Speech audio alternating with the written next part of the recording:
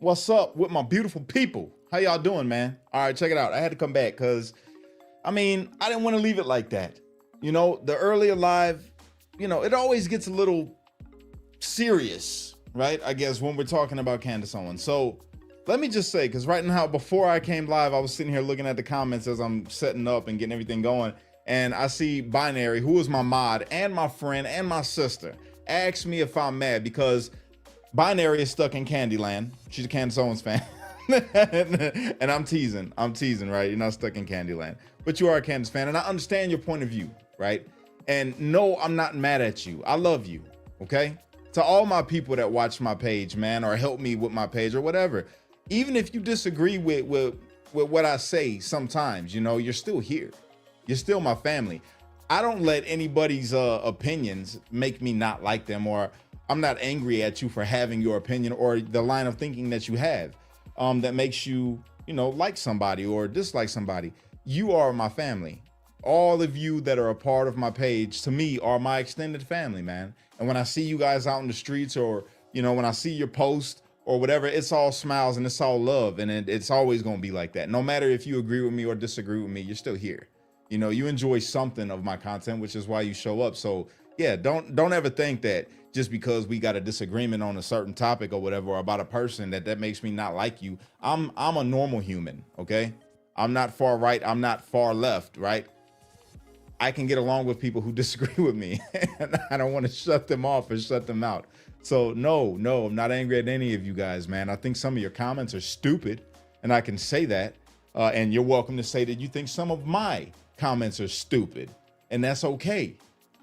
But the thing that sets us apart from both radical sides is that we can say, I think that what you said is stupid. I think the way that you think is stupid, but I love you. That's the difference maker.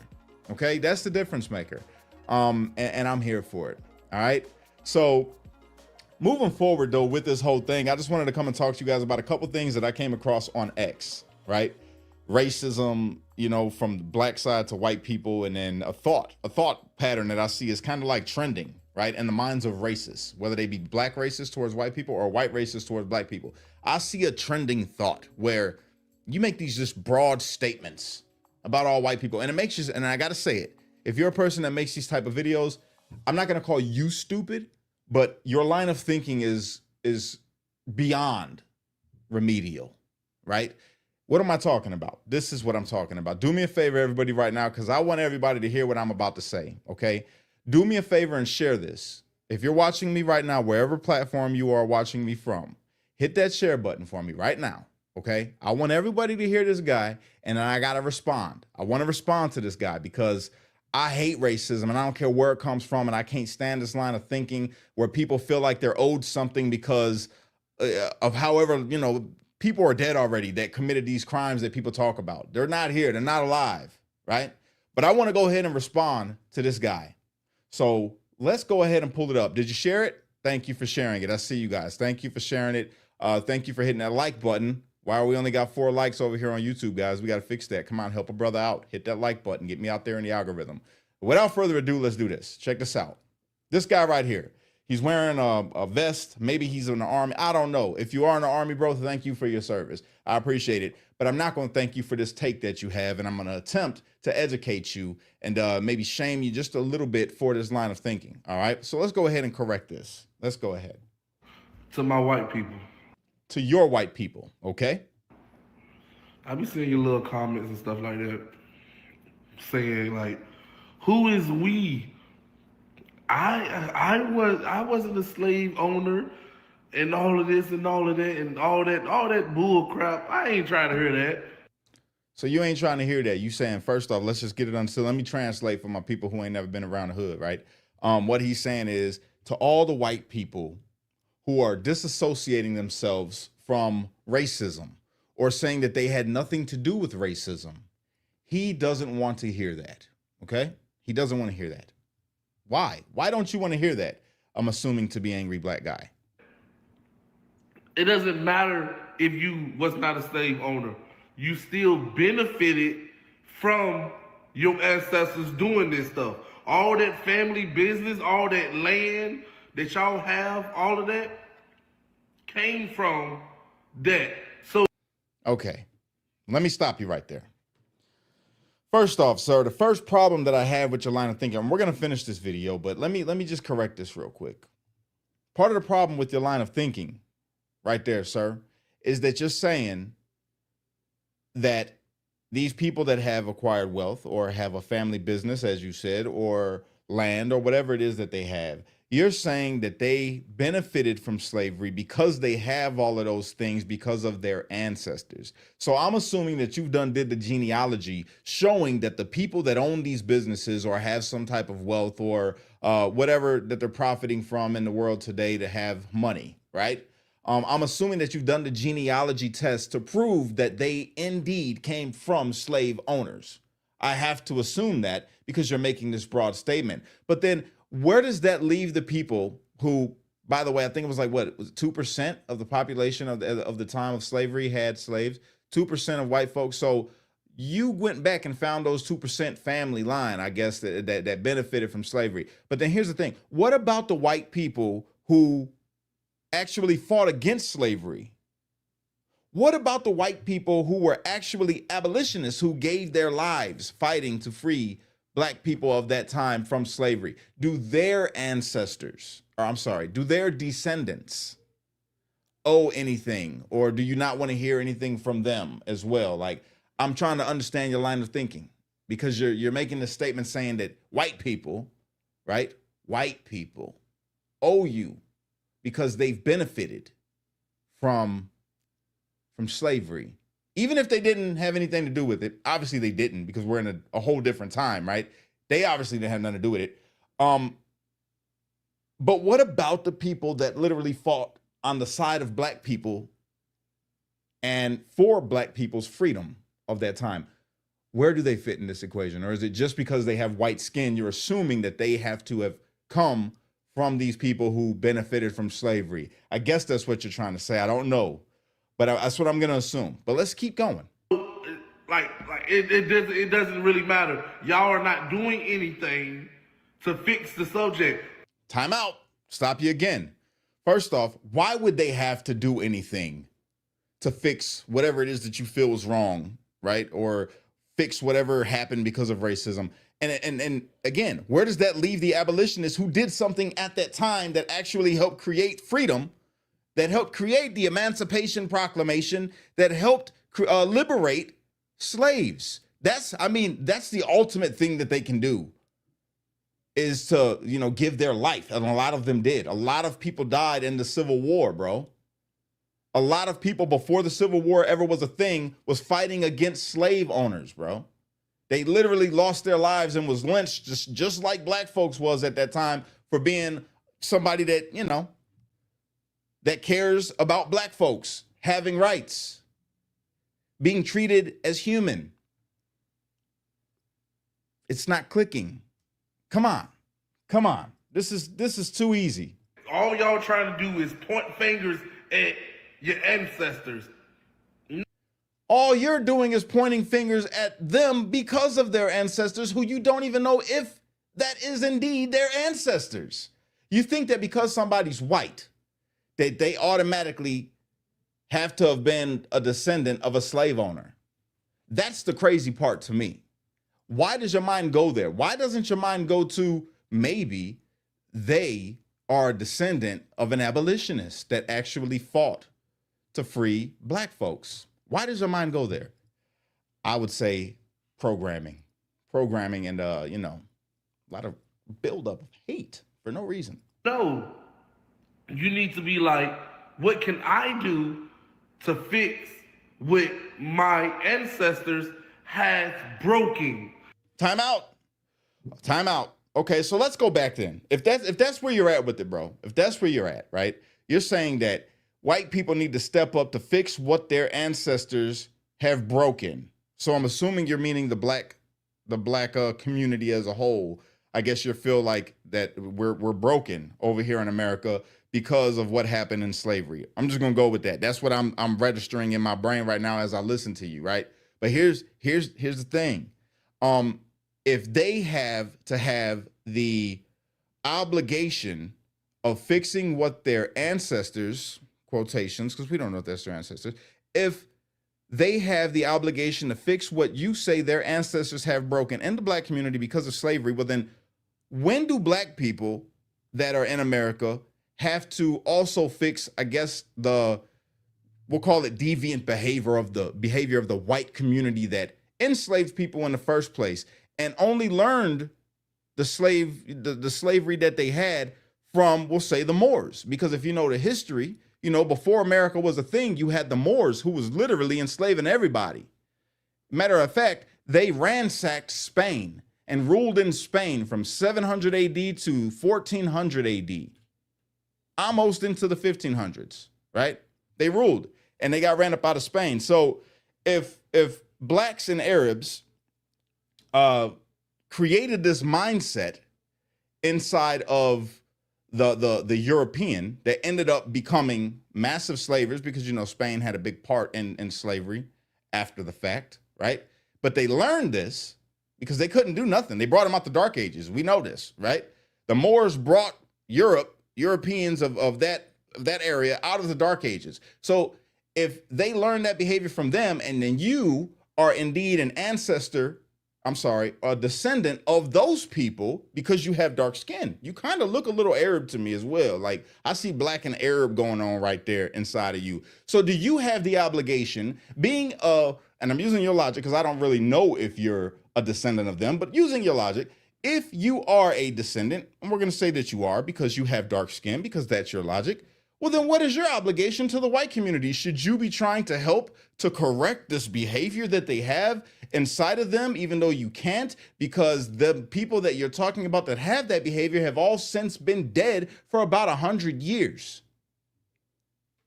Where's your obligation? Does that make sense?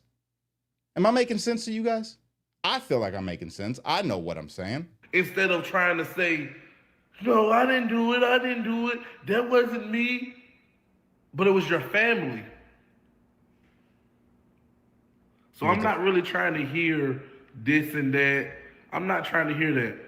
I ain't trying to hear about no average folks that was slave. I ain't trying to hear about no. So you don't want to hear you don't want to hear nothing else about history that affects anybody else other than black folks. Again, bro, what in the hell is wrong with you, brother? What led you down this line of thinking, and can it be fixed? Like, I challenge you to really dig into history, because that's what did it for me. It brought me, I used to be a NOI, you know what I'm saying? Farrakhan, Nation of Islam, Muslim. You know what I'm saying? When I was 14, 15 years old, bro, I was heavy into the Nation of Islam, and I thought white folks was the devil, and my mom was white.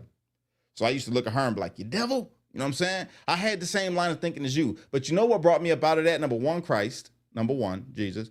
But number two, vigorously studying history, world history, not just American history, history of the world, just looking into different things and societies and the rise of nations and the fall of nations and what was the practices like of the times.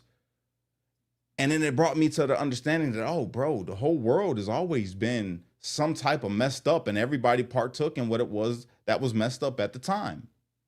So I can't really hold anybody accountable from the past, because obviously they're dead. And even if the line of thinking may still be in a minority, right, of the population, there's nothing for me to be angry about in today from the past. You get what I'm saying? That's my line of thinking. Before I keep going, let me touch this comment. Dave just said, hey, so I just came across your page and I was wondering where you think Candace Owens is. I was following along. She was making some sense. Then she came back this week and just is not with it. Look, I'll say this, brother, man, and I'm gonna get going back to this video, because that's, I did a video on it earlier today about Candace, but I'm praying for Candace Owens. I love her as a sister, right? But I disagree with everything that she is doing. And it's not everything. Let me not say everything, because she does make some valid points. I will give her that. She makes some valid points, but it's hard to notice the valid points unless, you can bypass all the crazy. And I have a hard time bypassing all the crazy. So then it just makes everything that she says in my book, like, it's not worth paying attention to, because there's too much messed up stuff that she got going on inside of her head. But that's off topic. Let's get back to this guy. Oh, we didn't own slaves. We was too poor. So if what you're saying is, If you wasn't too poor, you would have had you a slave. That's not at all. I didn't get that. That's not at all what I just got from what you just said. They're literally just making an argument trying to defend themselves against people like you that think just because that they are white that they've benefited in some way, shape, or form from slavery because they're white. I know people that are white right now that are worse off than me. And I'm black and just came home from prison almost 2 years? We're going on 2 years in February, bro. And I'm living all right. You know what I'm saying? And it's crazy to me because I know some really down on their luck white folks, bro. My mom was a down on her luck white person her whole life. What you mean? This is crazy, bro. It's crazy.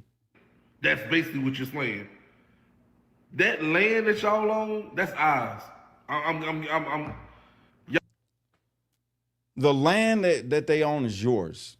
Well, I'm hoping that you don't mean because you're black. I hope that you're saying that because you're an American, because this land belongs to Americans. Now, you can make the argument and say, oh, but the natives, this was their land. Look, once upon a time, that was all true. And if you want to be technical, then I mean the whole world really belongs to alligators because they're the only living dinosaur that's left on the planet. So everybody's an invader because the dinosaurs had it first. See how stupid that sounds, bro? Societies change, bro. Civilizations change. Culture changes. And really what it comes down to, is horrible as it is to say, he with the biggest stick makes the rules. And right now, America got the biggest stick, bro. You know what I'm saying? And back then they had the biggest stick, which is why America became America, the land that we know and love. Okay? If the natives somehow was able to take this land back over and then said, hey, everybody, you got to call yourselves natives, we would probably still try to hold on to our American identity, but we probably assimilate. Most people would assimilate and say, all right, well, we're still here in America and ain't much change except now we're calling it New Native America or whatever you want to call it. I don't know. But it's just, come on. Come on, bro. Well, you sound ridiculous, my brother, towards white people only. I would love to, I got to find you so I can watch some of your other videos. I want to see what else it is that you bring to the table other than this line of thinking, because I can't imagine that this is all you have to give. I mean, I see you got your thinking cap on, but I think it's misplaced. I think your thoughts are going to the wrong thing. And I think your anger is misplaced when you point it strictly at white folks that don't care about how you feel towards slavery, because they like, bro, I got my own bills going on. I got life kicking my butt right now. I ain't worried about how you feeling about slavery and what happened and what you think I owe. Y'all came over here and took our everything, might as well say. It's called conquering. Conquering, okay? And it wasn't just y'all, how you say them, white folks. It was other people that was there with them that came over here and did that thing in America. And if you really want to get into the crux of American history, bro, before they even came over here, you had the native tribes that, and we could say our ancestors, right, that was over here already fighting, which is how it became so easy for the people that came from Europe to come over here and end up taking over, because they sided with the natives that were at war with other native tribes and said, hey, we will help you defeat these guys, and in return we want this land. They said, okay, and that happened a multitude of times, so where now they got a whole lot of land, and now most of the enemies that the natives had are gone, so now they got to point over here to the white people, and they say, oh, these white settlers that have came over here, they're taking too much of our land. This has to stop. Y'all got to go. And they said, no, we ain't going nowhere. We got this land fair and square because we helped you ice your enemies. No pun intended. And then they said, well, then it's wartime. And then they said, all right, bring it on. And then they dogged them. They dogged the natives of that time, bro. They dogged them out. They whooped them and they won. And they said, now all of it's ours. Now you ain't got no, we'll give you this little patch over here. You can hang out. Do your thing. This is just how the world runs, dog. Come on, man. That's it. That's all he got. All right, that's it. I hope I made sense with that. But then we got another one. There's a couple things that I wanted to go over here, but I hope you said Cash is hilarious. When my stepdaughter, who is mixed, was like 14, she asked me if they started reparations, would her white side pay her black side? Or if she got reparations, would she be? Yeah, I feel that. Man. I have the same questions like, who would pay me? You know what I'm saying? How would I get paid? Would I get half the money? I don't know. Don't know. But it's funny. So then we got this guy who's going to tell your children, everybody, what they can and cannot be for Halloween. Okay? Listen to this. Listen to this. Hey, all the little white kids. I'm talking to the high school whites and the college whites. Okay? This is Halloween.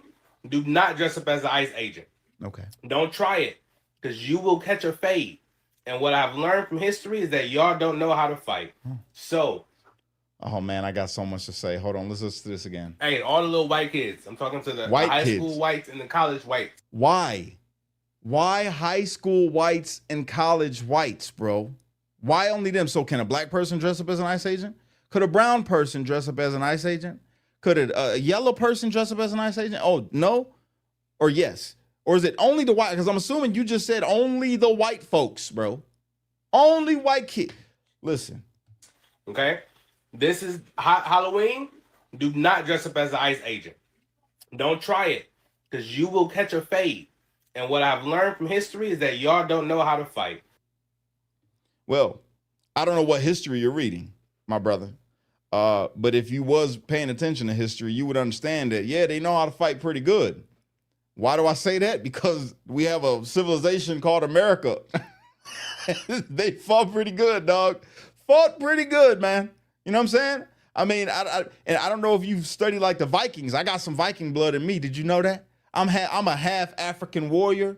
You know what I'm saying? And I'm half Irish, Celtic, Viking, and I got some English in there and a little bit of Jew. My grandmother, Skeens, you know? Shirley Skeens, yeah, I'm part Jewish. I don't know if you guys know that, but then I know there's going to be a whole lot of jokes about that. Oh, that's why Kash is on Candace. He's part Jew. Yeah, they're going to say all types of stuff, but whatever. But I'm just saying, if you say you've learned from history, then you're reading the wrong history. They could fight very well if you're going down the white route. I mean, if you're talking about the suburban the suburban kids that never had to fight or, and they like, and I understand what you mean, but you said history. So in history, what you learn from history, well, they fought pretty well, dog. I mean, it's a whole country called America now because of how great white folks was fighting back then.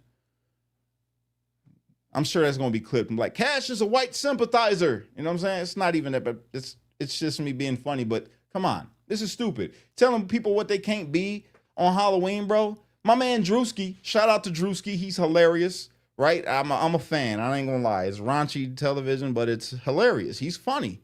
But he's a black guy that dressed up in whiteface, bro, and showed up at NASCAR and was trolling and having a good time. And guess what? White people didn't get offended. They laughed at it.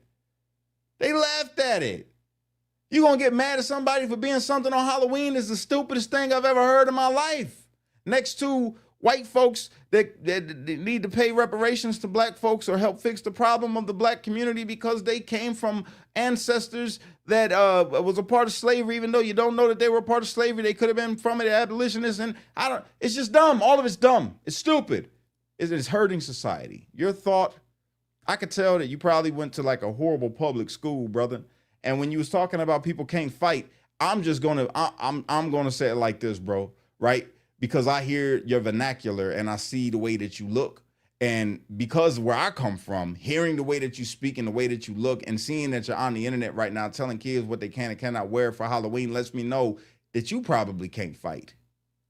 Yeah, you probably can't fight, dog. You probably didn't grow up as hard as you're trying to sound right now, which you don't really sound hard at all.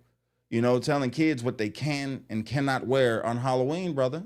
I mean, stop it. Talking about you gonna catch a fade. You gonna fight with somebody on Halloween because of their costume? Oh, hell no, I can't believe you just came over here. You walking down the street trick-or-treating in an ice costume? No, homie. Come on, bro.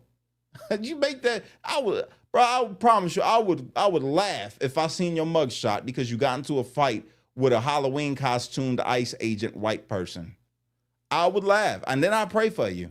But I would laugh. I'm like, yeah, that's the height of ignorance right there, dog. You went to jail over a costume. Over a costume. So, if you want to have a smooth Halloween, do not dress up as an ICE agent thinking it's funny. You will get your ass kicked. I kind of want to go and get an ICE costume just to wear it and post a video and hope that you see it. Real talk. You know what? I kind of want to dress my whole family up as ICE agents just because you said that. I dare you or anybody to try to run up on my babies for wearing an ICE costume for Halloween. I double dog dare you. and you will find out real quick, a fade. What a fade actually is. You will find out. It's ridiculous. The stupidest thing ever. Okay. Before I keep on going with this, because I just came on here to talk, y'all. I appreciate you being here. I just came on here to talk, but I want to give a shout out to somebody, man, that has been a friend of mine for a very long time. And I love her to death, and she doesn't get enough flowers, you know? So I want to show you guys this person right here, P. Ray. Okay, P. Ray. Somebody in the comments right now, tag P. Ray. Who is P. Ray? P. Ray is a conservative voice in Chicago who's been doing this a long time, very long time.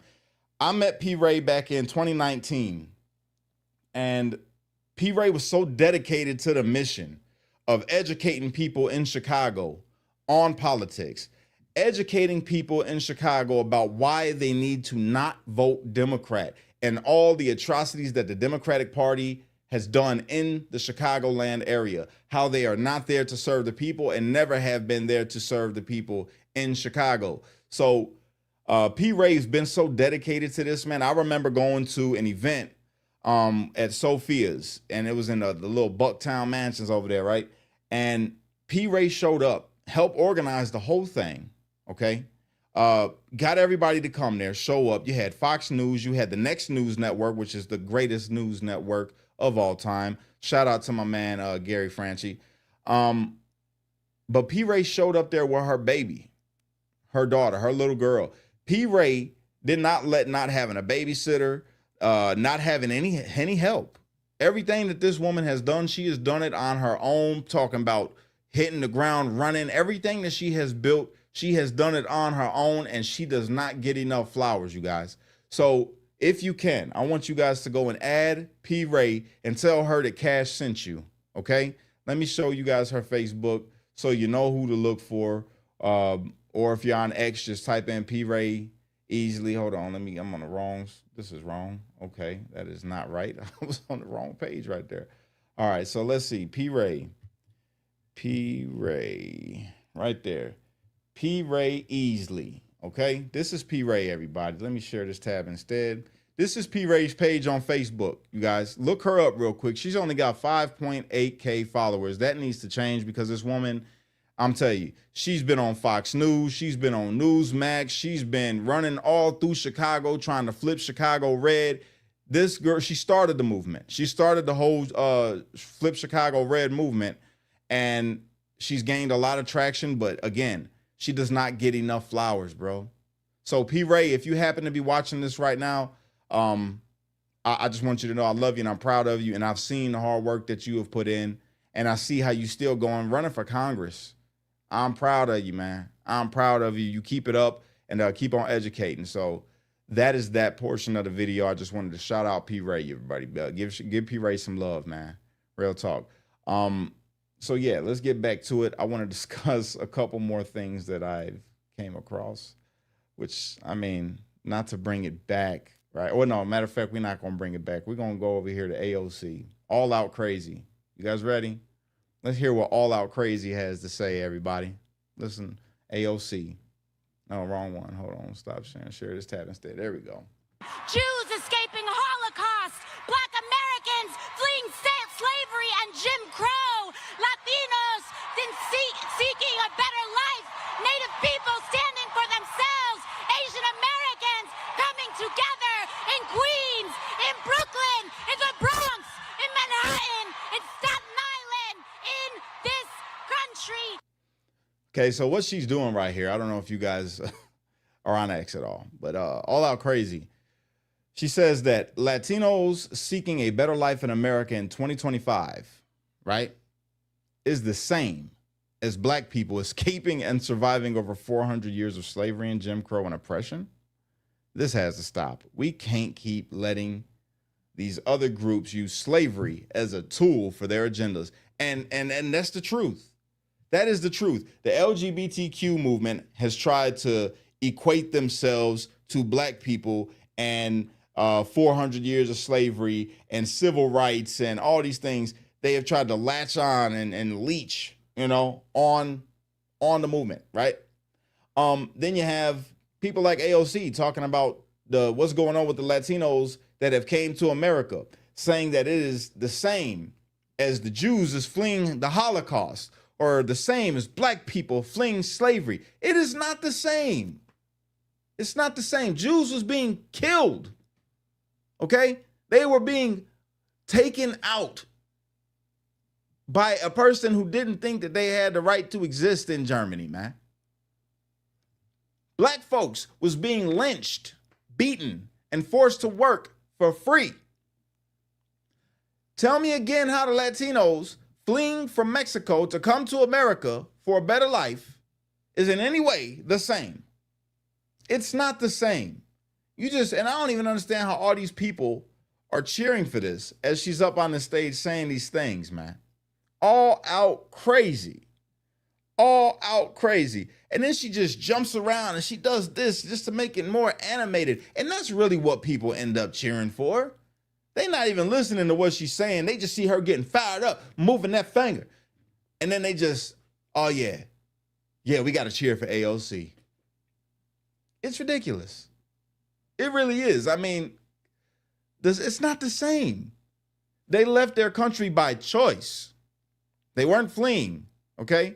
They left by choice to come here because they're like, yo, land of opportunity, home of the brave, freedom. I want that. I could get a better way of life over there. That's why they left, not because they were being murdered, not because they were being thrown into furnaces, not because they were being gassed, not because they were being lynched, not because they were being beaten into, matter of fact, they coming over here getting a job working for money. Maybe not as the right wage, of course. That's why they get hired. You know what I'm saying? They're not getting paid the right wage. They coming over here and working for peanuts. But it's not slavery. Slaves work for free. Jesus, same thing. Same kind of crazy. AOC, all out crazy. You're tripping. Just gone. Off your rocker. All out crazy, everybody. All out crazy. What else do we got over here? Oh, my man, Gavin Newsom. You know, Gavin Newsom got a nice smile, man. He really does. He's a very likable guy when you see him, first appearance, right? But then you start paying attention. You're like, this guy's a nut. He's a nut, and he's a super Democrat, like on steroids Democrat, and great liar. It's like I swear when I listen to him talk, I can see his little forked tongue come out. You know what I'm saying? Just, do the thing. But let's hear what he has to say. Last night, trying to put my son to bed, he's like, no, Dad, what time? What time's Charlie gonna be here? What time? And I'm like, dude, you're in school tomorrow. He's 13. He's like, no. This morning, wakes up at 6 something. He's like, I'm coming. I'm like, he literally would not leave the house. Did you let him take off school? No, he did. Of course not. He's not here for a good reason. But the point is, you canceled school for like 2 years. I love that. One day. The point. He just took a dig at him. I love that Charlie just took a dig at him but it's being friendly, just having a conversation, right? He's having a conversation with Gavin Newsom, who Gavin Newsom is saying basically that his son is a fan. And he was so excited that he was going to meet Charlie Kirk that he wanted to show up with his dad, Gavin Newsom. By the way, God bless you, kid. God bless you having a father that is Gavin Newsom. Boy, I don't know how the Californians feel about you. I mean, I'm sure you probably got a nice smile. You might grow up to actually be a great young man, honestly, because you're a Charlie Kirk fan. So there is hope for you, which is great. I wonder how your dad felt when you told him that you was a Charlie Kirk fan and you wanted to show up to see Charlie Kirk. Well, anyway, he says, no, you got to go to school. But what did he say was the point? Listen to what Gavin says. He said, you're missing the point. And it's not about that I made everybody not go to school for 2 years because I shut down the entire state. It's not about that. Here's the point, Charlie. Is the point, which is you are making a damn dent. Thank you. I'm kidding. You got to be making a dent if you got Gavin Newsom's son, the governor, super Democrat, steroid Democrat, right, of California. His son is a Charlie Kirk fan. You definitely are making a dent. But then turns around after Charlie's death, right? After Charlie's death, he turns around and says this. That's your son, obviously a fan of Charlie Kirk. What was the conversation like between you and your son after Charlie Kirk was Well, assassinated? he called me, I don't know how he got a phone, but he called me from school that day, really alarmed. And all his friends were around the phone that wanted me to somehow express or understand what was going on. He wanted to know if he was dead. He wasn't a fan of him as much as he was familiar with him. Come on, Gavin. Yo, I'm sorry, but these Democrats, man, politician Democrats, not my Democratic followers, not you guys. I love you guys. But these politicians forget so much of what they say. You're on film saying that your son is such a fan that he wanted to stay up and miss school to get up and go to meet Charlie Kirk. That's not somebody that's familiar. That is a fan, sir. That is a fan. And rightly so. Good kid. I'm sure he's a fantastic kid. Because obviously he's a Charlie Kirk fan. Any young kid that I hear about being a Charlie Kirk fan, I automatically got hope that they're going to be something good in the future because of what Charlie represented. You know what I'm saying? Not to say that Charlie Kirk was the greatest thing in the world. You know, I had my opinions about Charlie Kirk's stance on certain things and the way that he said things, but God, do I admire the way that he was able to have a conversation with people that he totally disagreed with, just like Gavin Newsom. But for Gavin to sit up here and then turn around and say that his son wasn't a fan, he was familiar. After we got the clip, dog. This is why people can't trust the Democratic Party, man. This is why it's just so easy to make content about the Democratic Party, because you guys do this all the time. All the time. You say one thing and then you switch it up and then you say something completely different, you know? And this is crazy for me because you're really polished, Gavin. You are one polished dude, bro. I can't believe you slipped up like that. I mean, I know that at the time when you was talking to Charlie, you know, there was a talks about you possibly running, you know, for president and all of those things. And you were trying to maybe capture some of the right to say, hey, maybe Gavin's not that bad. Maybe Gavin Newsom's not that bad. Look, he's having a conversation with Charlie Kirk. They're laughing. He said his son's a fan. So maybe it was to gain a little bit of traction amongst conservatives to say, you know, maybe we should take a second look at Gavin. Maybe he's not that bad, right? Maybe, I'm for sure you were trying to grab some independents and definitely trying to grab some moderates. But at the end of the day, after everything is said and done, here you are.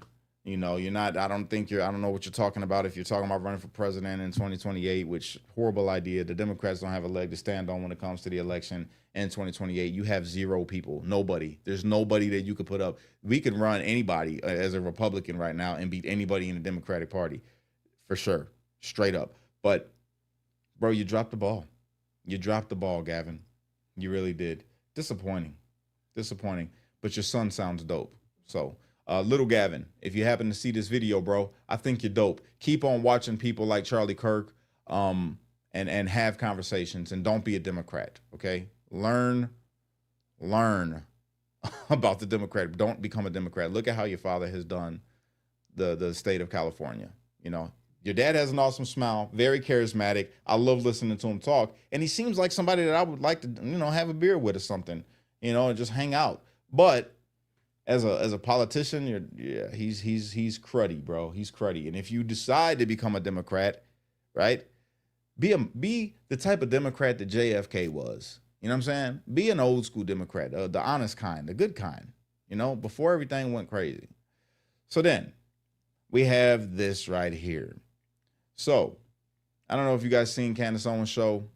I got to jump back into it. This is Candace Owens' response to Andrew Colvit's explanation of Mikey McCoy's behavior after Charlie Kirk's assassination. She says it's possible Mikey was covering his ears in shock, but still questions his behavior and doesn't totally believe Colvet's claims. Let's see what she had to say, because I haven't watched today's show. I'm not going to lie to you. I'm going to. I started to, and then I got sidetracked playing with my daughters, so I didn't finish. But let's hear what she had to say. And here is what Andrew Colvet had to say. He's going to tell us that Mikey was told to do this in the event of this type of an emergency by, you guessed it, Charlie Kirk. Take a listen. Here's the last thing I want to make a point of. And Charlie, because Charlie had given me similar instructions along the years. Said if anything ever happens to me, you call Erica. Yeah, that's the other thing. And he drilled that into Mikey's brain so that when this moment of trauma happened, that he turned around and he knew he had to do it. And by the way, I just last thing, because this is part of the video allegations here, is that they think they're alleging that he was on the phone immediately. He was not. He was taking social videos, which he would send to our group chat, which we would then put on Charlie's social while the event was happening, so you could see like the crowd come in or his interactions. And we were only 2 questions into this event, so he was still getting it out to all the chats he needed to do, which he did at every event.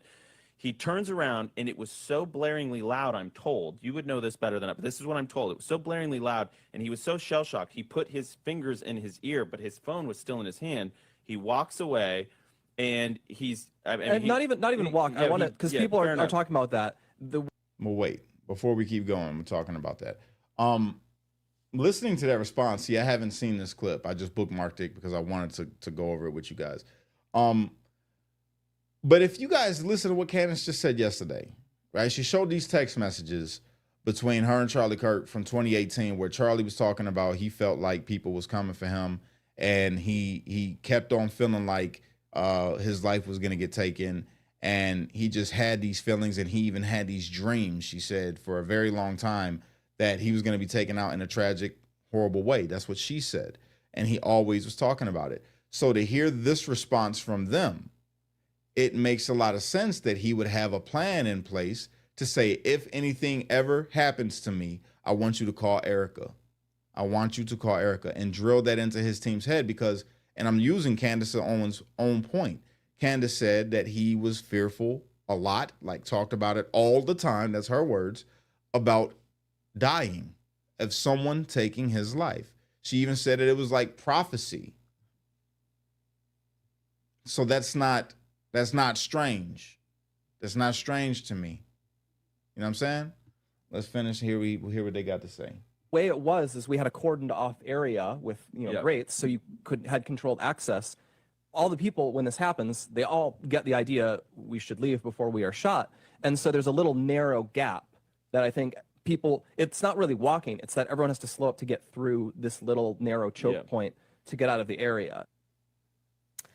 Okay. Elsewhere, they say that, so basically he was on the phone, he was holding his ears, okay?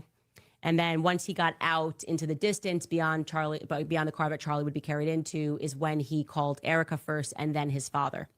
Okay. And that's very possible. I mean, like I said, when we seen the video, if you watched my live earlier, dude had his phone like this.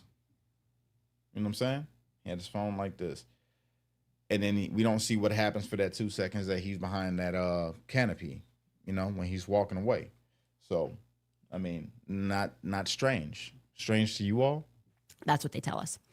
Now, in regards to him saying that Mikey was taking social videos, I can tell you it tracks that Mikey would be taking videos behind, like when Charlie first comes out of the event, he's throwing hats.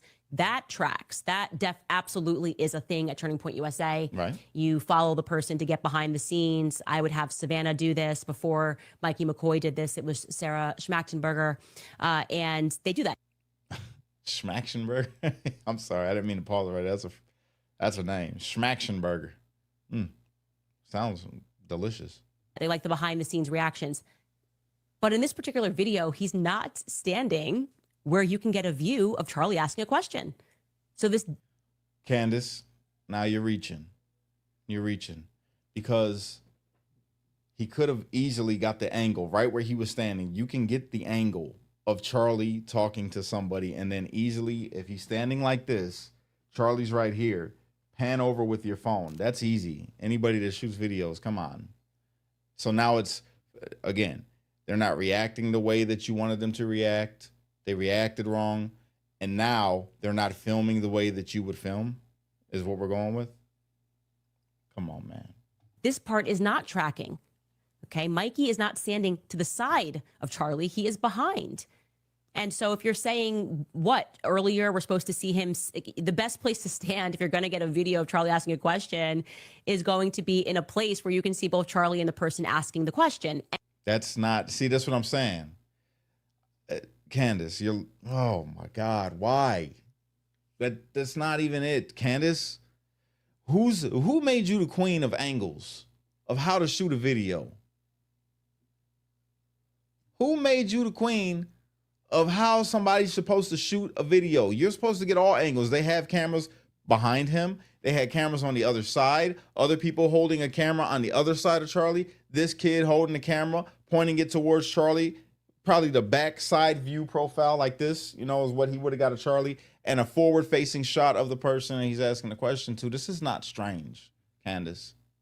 It's not. And this is what I mean when I say you try to make something out of everything.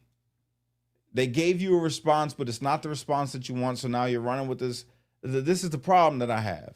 That's the problem that I have with you, is that you do this kind of stuff. It's for what? What are you doing? And that's just not where he's standing. So that excuse doesn't make sense to me. Now, maybe he's saying Mikey was there when he was throwing hats out, and he was there trying to send videos thereafter once things got started. That's all possible. I don't know.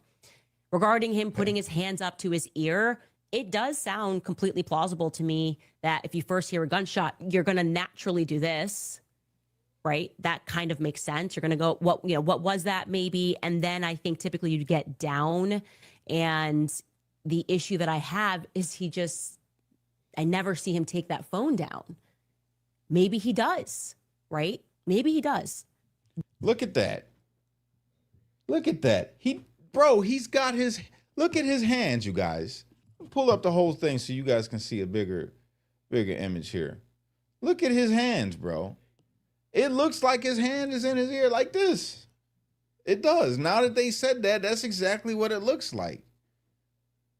Candace, why? I feel what Sherry said.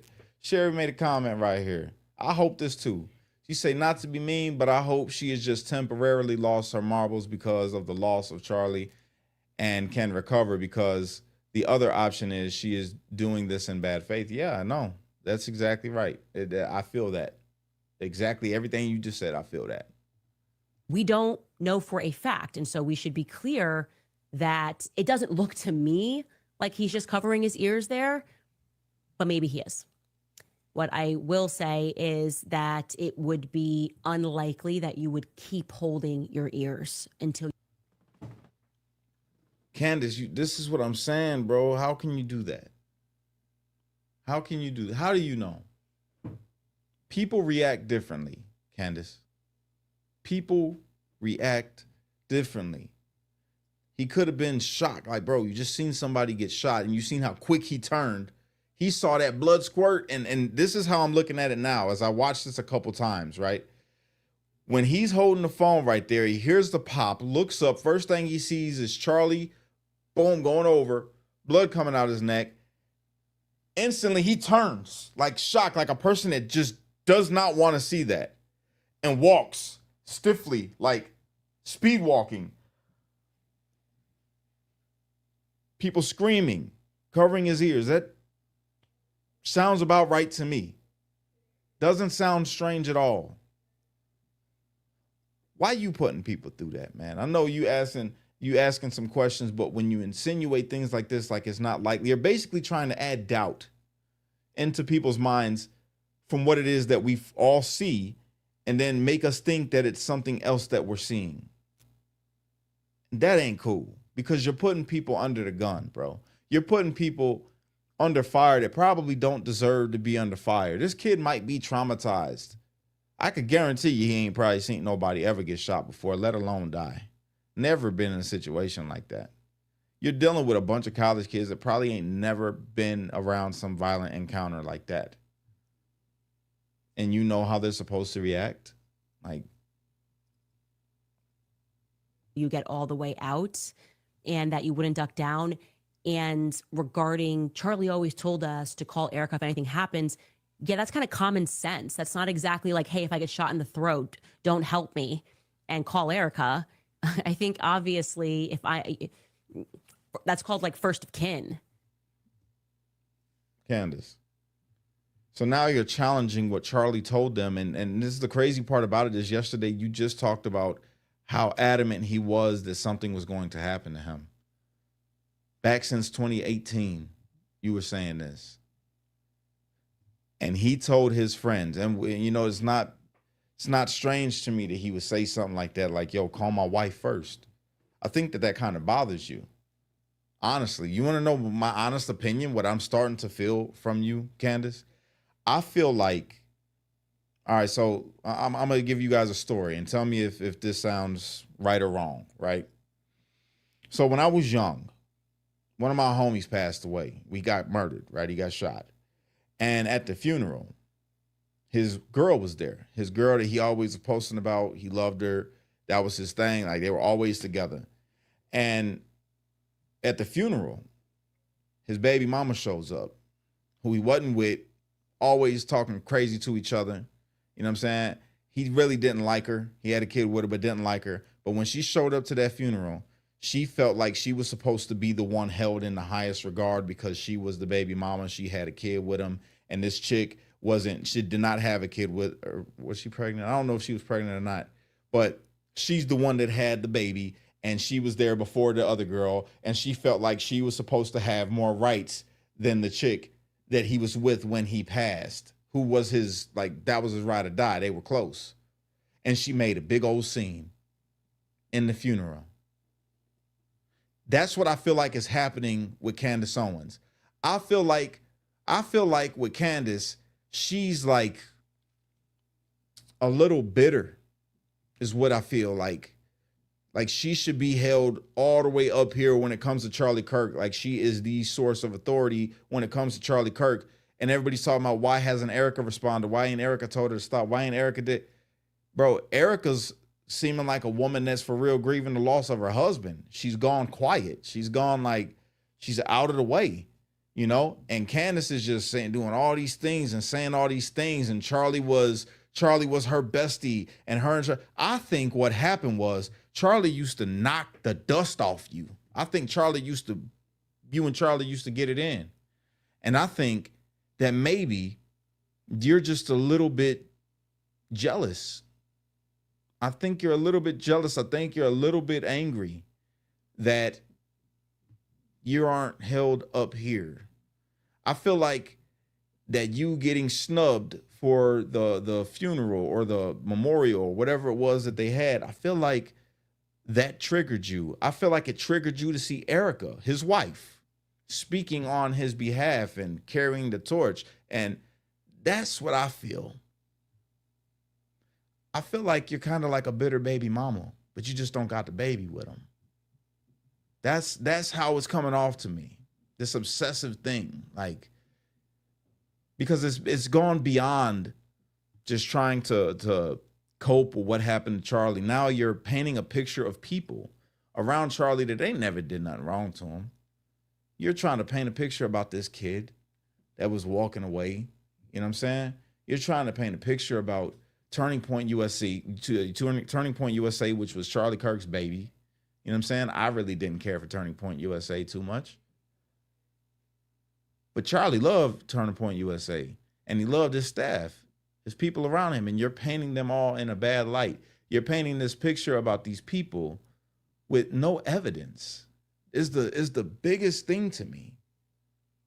No evidence. You're taking a possibility, right, and saying what could be possible. That's fine. What could be possible? What possibly could have happened to Charlie Kirk? But you're going beyond the possibility and trying to implicate, and saying that you got all these receipts, and you're saying that you got these smoking guns, and you got enough to bring the house down, but ain't never showing it. And just keeping this thing going, talking about Charlie, not in a good way.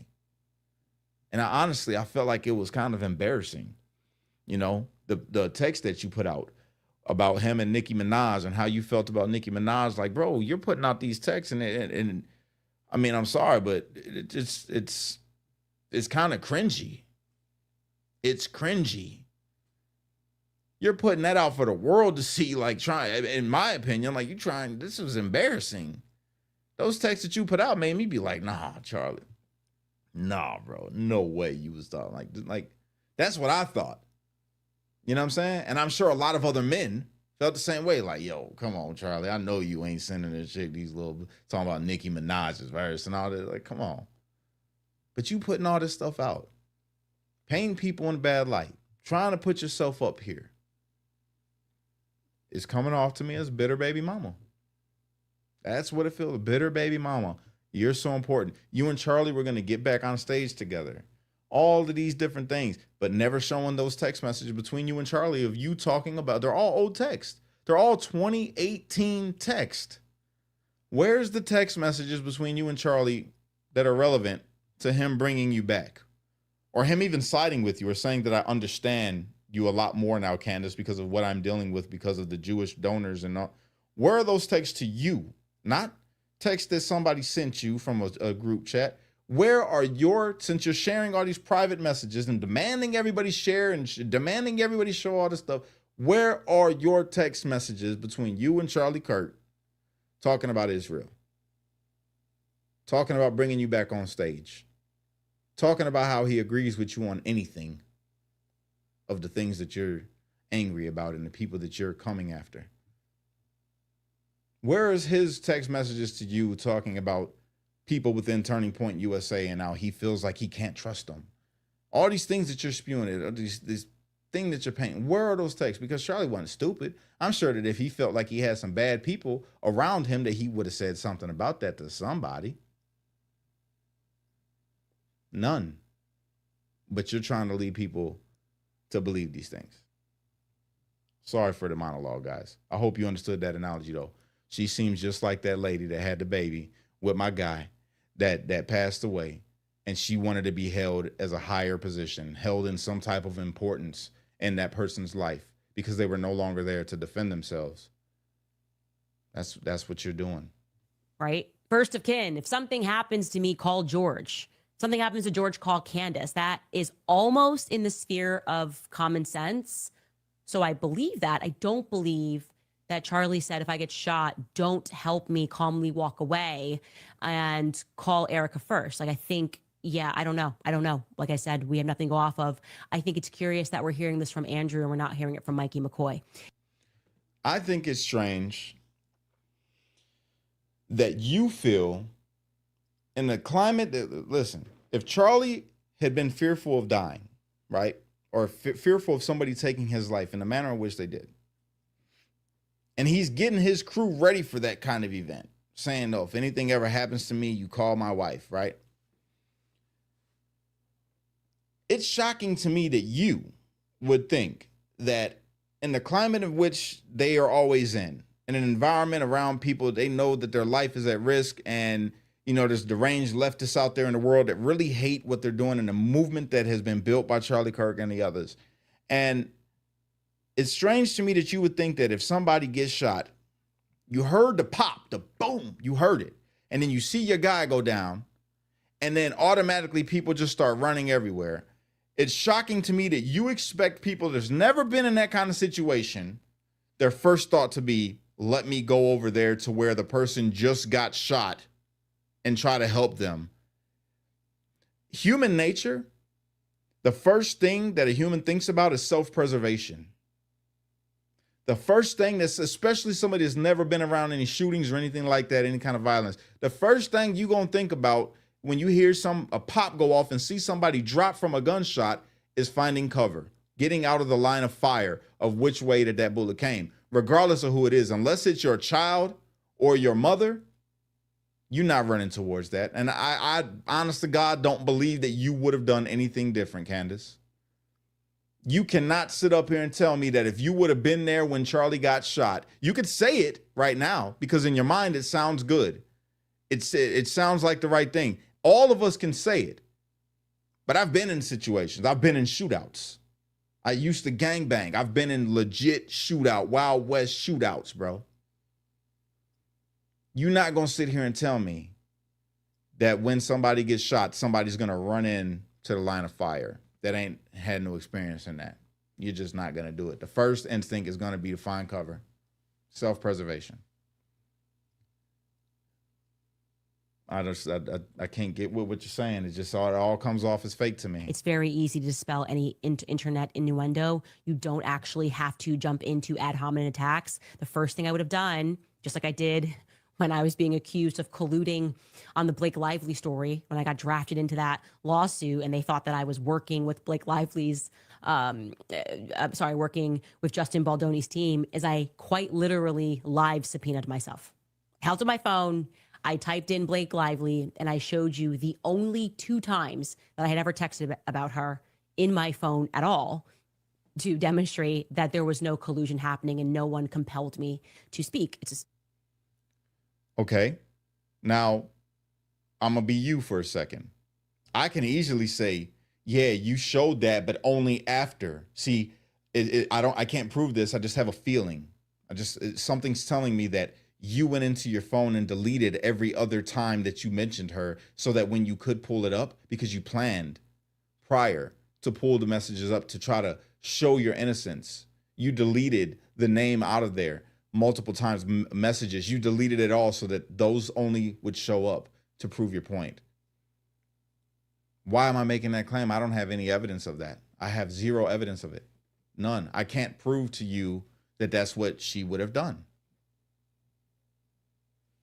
But that's exactly what she's doing. That's exactly how Candace is operating. Exactly what I just did. That's how she's operating.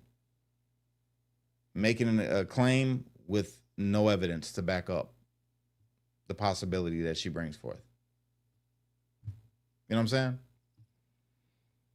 it was a ridiculous thing for her to say. I laughed at it. I wasn't upset about it, right? And I said, this is crazy. Here is my phone. I'm live opening it for you. Why not do that? Doesn't that seem easier to, like, the easier thing if you feel that pressure is to just say, I'm going to dispel this? It's kind of like the Brigitte Macron thing. Hey, here's a couple of pictures of me raising my kids. 30 years was missing because I really was just camera shy. I'm just going to show you the pictures. It's so much easier rather than fighting a tit for tat war to just share the truth. People. Okay. I'm glad she just said that. Candace, your logic, y'all just heard her. Your logic. You say you've got all this stuff to bring the house down. Wouldn't it be easier to just show the truth? All the stuff that you say that you have. You just said it. That's your words. Why don't you show all the proof? All the proof. Not videos to lead people to a thought. Not out of context, screenshotted text messages between people that's not you, people that are not you, right? Why not show all the proof that you say that you have, all the things that you keep on making people wait and stringing people along to see? Why not just share it? If here, let's listen to your words again.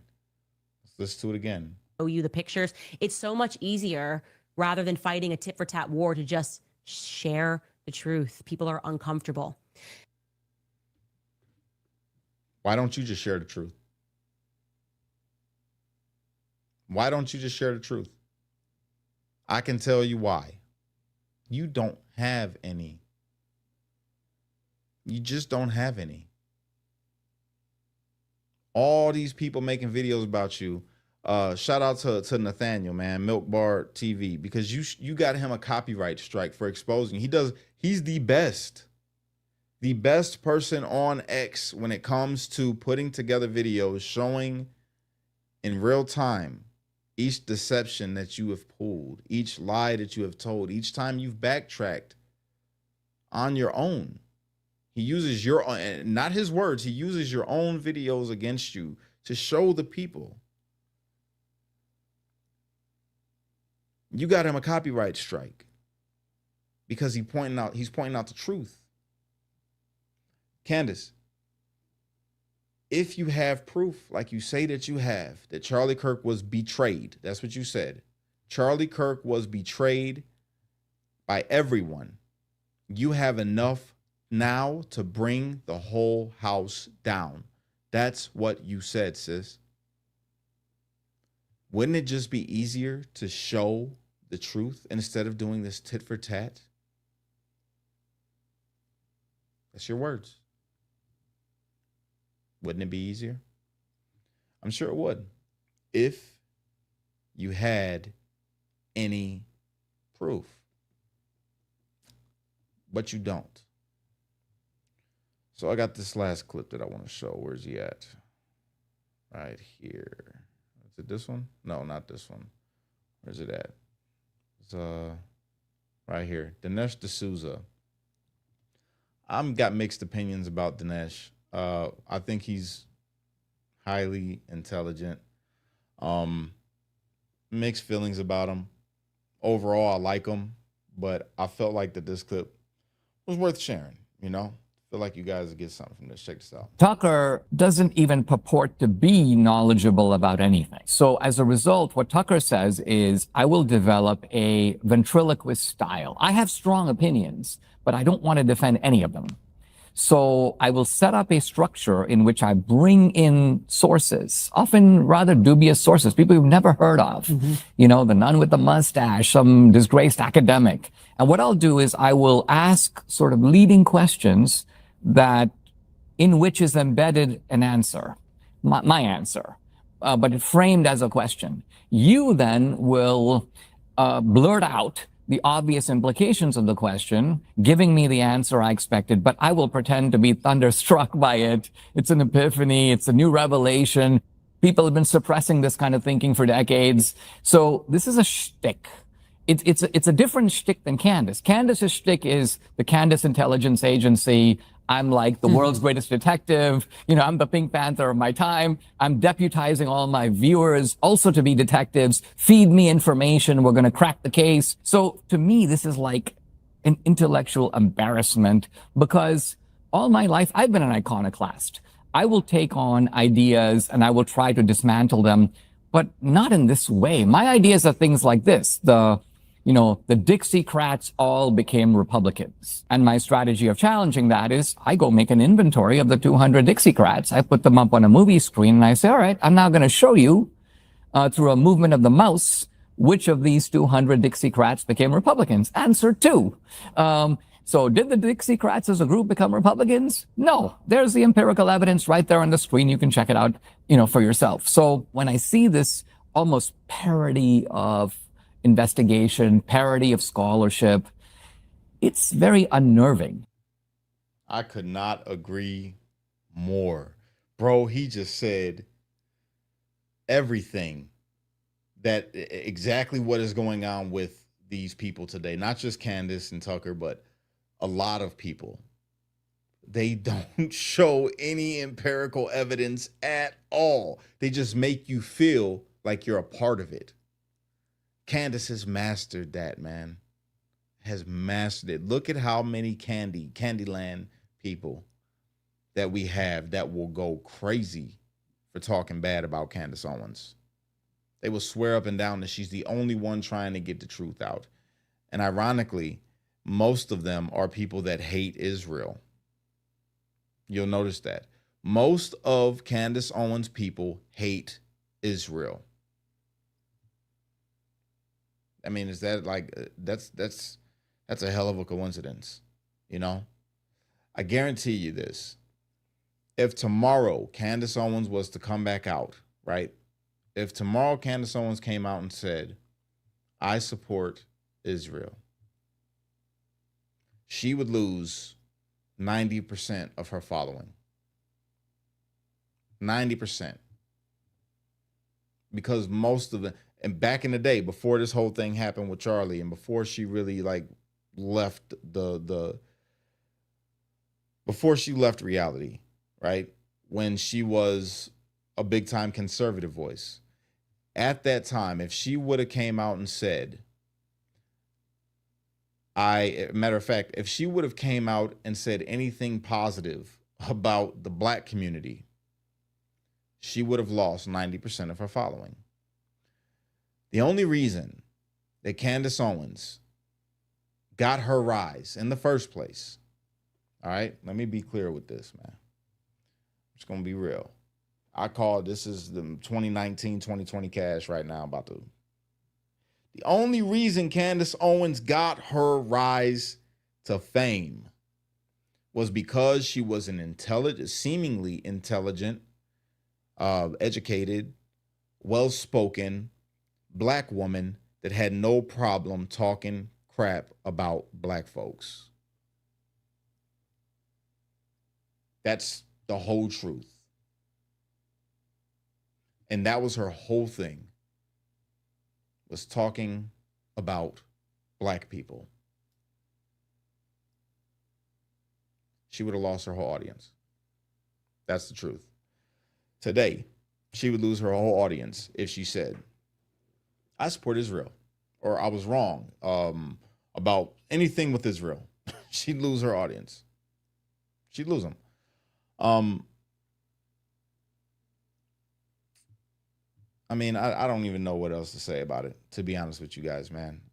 It's crazy to me how many fractions that we have now within the conservative MAGA movement, right? Because on one side, you got the people that just love Trump. If you say anything bad about Trump, you're ostracized. But then you have this fraction that says, no, I'm a conservative, and I did like Trump until I seen Trump bowing down to Israel, right? You got that group. Then you got the other group that says, I'm America first, and America first is only for white people. There's those. And then you have the other side, the normal side, right? The normal side that just says, look, I'm a Trump supporter, and I want to see America first. And when I say America first, I mean Americans put first, regardless of their race, regardless of their gender, regardless of their religious belief. I just want to see America doing better. I really like Trump, but I disagree with some of the things or the way that he's handling some things, but still he has my support because he's the best thing smoking. It's just the normal people who can say, yeah, I don't agree with everything on the right, but I will say that everything on the right, even the bad things that are on the right, still are far better than the left. That's where I'm at with it. No matter what bad you could try to say about Trump, no matter what bad you could try to say about the Republican Party, it is still far better than anything that the left has to offer. As a whole. As a whole. That's where I'm at with it. Do I agree with everything or everyone on the right? No. God, no. God, no. There's so many people on the right I just don't like. You know, that I don't, not that I don't like, that I don't agree with. But I'm not a person that's into, you know, just being one side. Unless, let me rephrase, unless it comes to Trump. Now, I'll say it again, just so everybody knows that's watching me right now. I am a Trump supporter all the way through. And even if Trump has done something that I disagree with, I won't voice it. Not to you. If I have the opportunity to talk to him, I'll be like, yo, Trump, dog, I think that you was tripping on this, right? But I'll never voice it on here simply because I'm biased. I'm biased. Trump got me and all my brothers out of prison. We got pardons. And yeah, for that alone, I ain't got nothing bad to say about you, man. Even if I disagree with something that you got going on, I ain't gonna voice it on social media. I am biased. I'm letting you know that 100% off the top. If you're watching me right now, when it comes to Trump, I am biased. That's it. But I can say that. And I would love if other social media influencers or podcasters like Candace would just say, look, I'm biased. I'm biased. When it comes to anything with Israel, I am biased, not in favor of Israel. So I'm going to always just talk crap. I would appreciate that, because then I know, you know, don't try to play this middle ground like you're just trying to get the truth out. It's not. Some of it is just, come on, the stuff that you say, some of the stuff you say is just so far out there and been disproven, you know? Like when she went on her whole Frankish and blood libel and blood magic and all the crazy stuff. Come on, you didn't do enough research. You didn't do enough research, because you're trying to talk about a whole group, a whole broad group of people, and you're not making the distinction between this. It's like saying that all white folks are a part of the Klan just because you met one that was, or you studied a history book that said that this guy looks like these white people, so he must be. That's what you did. And it's just like, come on, that's not it. All white people are obviously not a part of the Klan. You know? And I don't understand when people, really, the people that watch, the viewers, I don't understand when people stopped looking into things for themselves, right? I don't understand when people stop challenging their core beliefs. And that's the problem. I think that's probably the biggest problem, is that people don't challenge what they think they believe. That's why we have so many people running around here like zombies, hardcore, dedicated to just eating brains. And when I say eating brains, obviously I'm talking about that thing that they won't stop doing. They won't stop believing, no matter what. Because when they do research, it's always in favor of their belief. Research against your belief, and then you'll find the middle ground. Then you'll find the truth. The truth always lies somewhere in between the middle. That's why I can come on here and say, yeah, some of what Candace Owens says, I agree with. Some of the questions that she's asking are valid. I can say that, right? Because I do my own little research. I do my own studying. And I staunchly disagree with Candace. So I want to dig in to see if what she's saying is true. Because I disagree with her. What she believes is totally opposite of what I believe on a, if we're looking at a big scale, right? Like what I believe is over here and what she believes is over here. So I go over there to see what she believes, to see if there's any, if there's any truth in it. And if there is, for sure, you got that. You was right. There is some truth in that, Candace. But even in doing that, when I critique the things or point out or catch her in the lies that she tells, like how many people got upset about the whole vehicle thing, when she said people don't use vehicle, and she plays the clip. Look, this kid would never use this word. He doesn't see him. 22-year-old kid do you know use the word vehicle? And shows this clip. Look, he said car. He never said vehicle. And then right after that, in the same exact clip, he goes on to say vehicle. But she didn't show that. And when I point that out to people that are stuck in Candyland, they say, well, no, maybe she just didn't get the whole clip. And they make the excuses because now you just can't be honest and just answer the question. Was she wrong? Was she wrong? They will never say no. No, she wasn't wrong. She just didn't get the clip. Well, then why didn't she tell you that? Why didn't she come on the day after it? Because that clip went viral of everybody destroying her whole narrative because of that. Why didn't she come on to her viewers? Not even to the people that dissent, right? Why didn't she tell her viewers, hey guys, my team only gave me a short version of the entire video that I showed you yesterday, and he did, in fact, use the word vehicle. I apologize for leading you down a false narrative. I apologize for insinuating something that led you to believe something that was false. Why wouldn't she apologize? You know why? Because what I believe, Candace, she's a narcissist. She can never admit when she's wrong. That's my belief. You seen how she had to bite that bullet, boy. It was like you can see the disgust in her face when she had to come on her show and tell everybody what she had been saying wasn't true, and it was impossible, and it couldn't happen. She couldn't just, you guys, I was wrong. That's not what she said. This is how she did it. Matter of fact, I'm just going to show a clip because it's just funny to me every time I see it. It is. It's funny. Okay, let's check this out.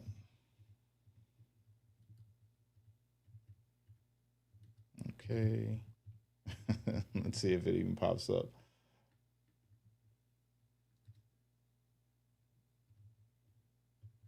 Okay. All right, let's see. Let's see if it pops up, guys. No, not that one. No, not that one. Where is it? Okay.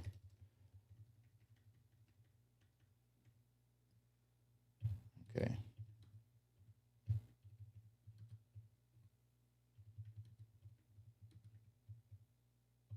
All right, let's see if that pops up. No, geez. No.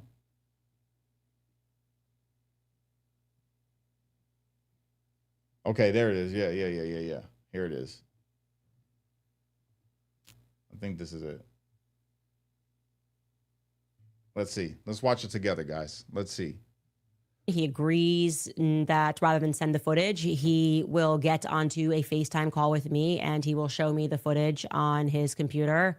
He did that, and I watched the footage, and I'm going to tell you what I saw. And to the people specifically, the people that are in the military, people that know weapons, I'm telling you this because you might be able to add more color or more clarity here.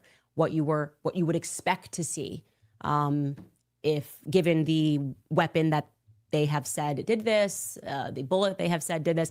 I don't know anything about any of this, so I'm just telling you what I saw. Okay. First and foremost, there is nothing gory about this shot at all. And so again, I am still going to work with him to get me the footage so that I think it should be shared. There's nothing gory about this footage from the back. The thing that really stood out to me, and I just kept asking him to replay it over and over and over again, is that I don't think this is the clip. I don't think this is the clip. Let's go. Let's go back. Hold on. Time out. I think I got it right here. I'm pretty sure this is the one. Yeah, this is the one. All right, here we go. Share this tab instead. All right. Look at this, guys. After she was telling everybody, there's no way that bullet was underneath Charlie's skin. The dude that said that he stopped it, that his bones was magical and stopped it, all that stuff that she was talking.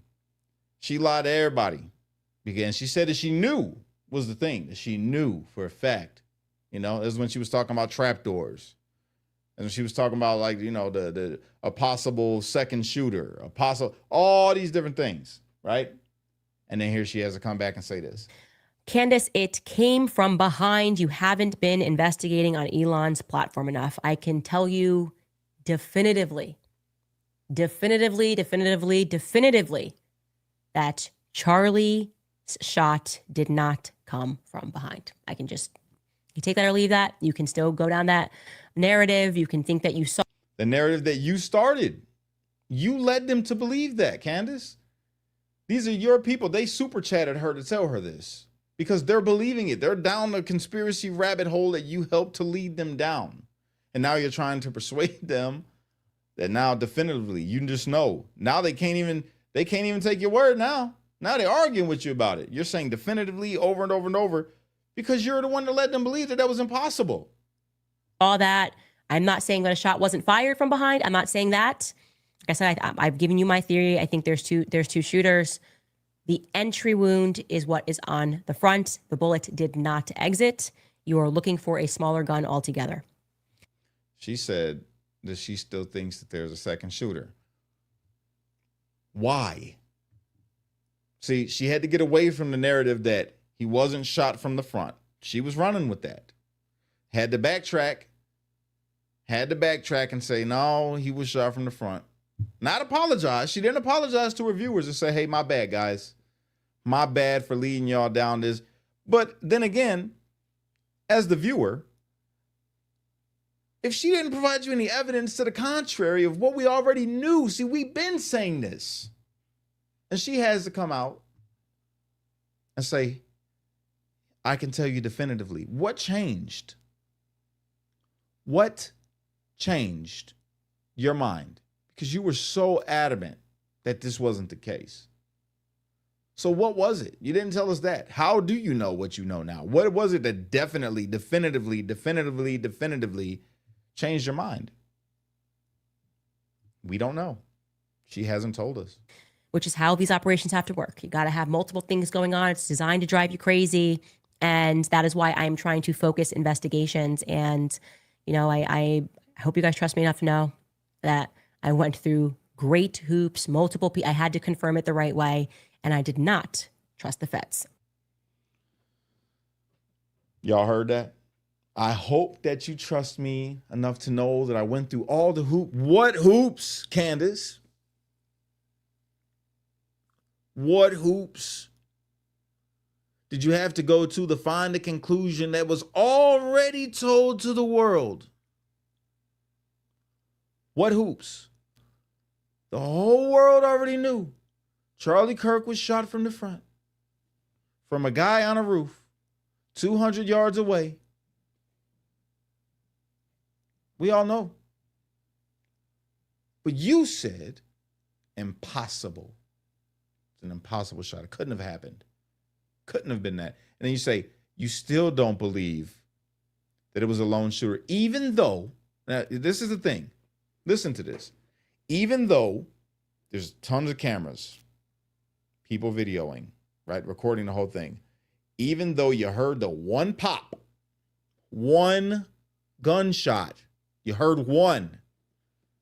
Immediately after that shot, Charlie Kirk is bleeding. So what makes you believe that there's a second shooter? That's you saving face. Because you do believe that there was only one shooter. You know that there was only one shooter. Logically.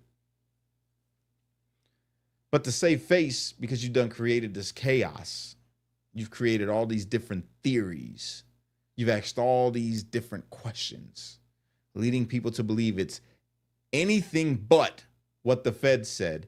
And then lo and behold, the feds were right. And you think that you got a gold star because you say at the end of your little phrase right here that I didn't trust the feds. Well, maybe you should have. It would have saved you and the viewers a whole lot of time. Maybe you should have trusted the feds on that one. I would think so, because they were right. So now, because of this little hiccup that you have, it leads me to believe, what else are the feds right about that Candace is wrong about? So right now the score is 1 feds, 0 Candace. That's the score as it sits right now. The feds got one up on you. They were true. They were more truthful in a faster time frame than you were, Candace. Imagine that. The feds. Don't trust the feds. Don't trust the feds. Trust Candace. Even if Candace is wrong and then has to tell you that the feds was right, still trust Candace. She's got all the answers. All of them. Yeah. So that's all, guys. I hope that you enjoyed the show. Again, pray for Candace. I don't know why I get so frustrated I do. No, I'm not going to sit here and lie to y'all. I do know why I get so frustrated. It's because I've thought that Candace Owens was, bad from the start. You know what I'm saying? That's why. That's honest to God the truth. Like I've thought that Candace Owens kind of sucked from the whole start of me being a presence online, which I don't really have a presence like I used to anymore. Obviously, the feds made sure I sat down, you know what I'm saying? And yeah, Facebook and everybody took my platforms from me. So I'm rebuilding. I don't have the reach that I once had. I don't have the millions of followers and views that I used to have, right? But that's not going to stop me from looking at this person, this Candace Owens, and feeling exactly what I felt from the first time I ever heard her speak. That she's in it for be real. She's in it for the popularity. Like she likes to be in the limelight. You know what I'm saying? I don't like the way that she talks about anything. Is she intelligent? 100%. Is she a great podcaster? Probably one of the best. Is she great at making content? For sure. Very polarizing. But is she truthful? No. Not at all. She is a shock content creator. She's like a shock jock. That's what she is. She's a podcaster, content creator, but she's a shock jock. She's not an investigator, no matter how many times you say she's an investigator, because she's asking questions. That doesn't make you an investigator. All right, let's be real. That's not an investigator, bro. You asking questions, cool, but you're like a charlatan. is how I would, if I was to give a description. You're a charlatan. And the reason I say that again is because of the lies that she has yet to apologize for telling and still allowing her people to believe, bro. That's what charlatans do. Tell you a lie. And then when they get caught up in the lie, they tell another lie. They try to twist it, and that's what she did. Yes, I can tell you definitively that Charlie Kirk was indeed shot from the front, but that's what she did. But it wasn't with the gun that you think it was. Again, with no proof. No proof. Just trying to save face. I got to tell you the truth. But to distract you from the truth, let me tell you this little thing over here so that you don't realize that I just told you that I lied to you. That's what Candace did. I had to tell you the truth, which means that I lied. But to distract you from that, let me tell you this. Look over here. Pay no attention to the man behind the curtain. Wizard of Oz. Pay no attention to the man behind the curtain. Look over here. That's Candace. That's it. Love you guys. Appreciate you. Thank you, by the way. Thank you to everybody that's donated to my Give Send Go. Let me say that. I forgot to say it earlier. Thank you. I appreciate you guys, man. We are getting closer. We're getting closer to meeting the goal. So thank you so much. I do appreciate you guys. Stand with KLK Visuals for all of you who want to jump over there, maybe send a prayer, small donation, big donation, whatever. But if you're rich, but just do it all. You know what I'm saying? If not, then the prayer, you can hit the little prayer thing and just mention me in your prayers. I would appreciate that. Thank you to everybody who liked, shared, subscribed, followed any of this that's going on with my channels. Appreciate you. I love you guys. Unite, don't fight, be a street light. It's only you can be the change you wish to see in the world. And when you get too stressed out, you got to remember to pray, America, because without God, everything falls apart.